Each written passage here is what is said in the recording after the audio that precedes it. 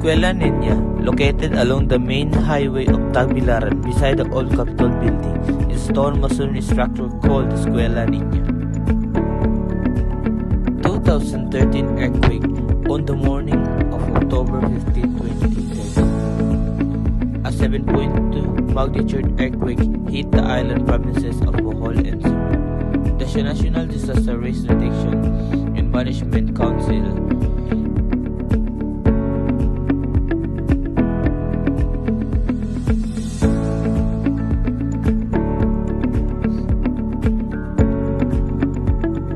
taps call Plainville Big Whale collected from standing up Garcia Hernandez.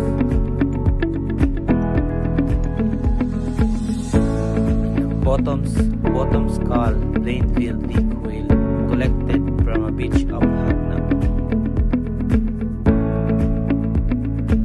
Center rights call Fraser Dolphin collected from Hagna.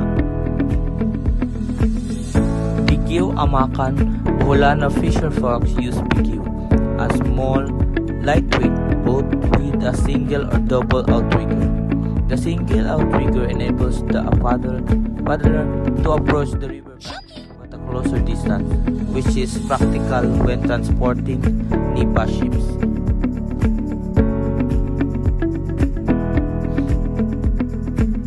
This thing is used for catch a fishes.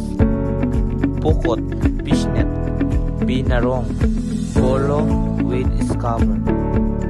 Pilak, hook for whale shark, used in the traditional way shark hunting in Bohol.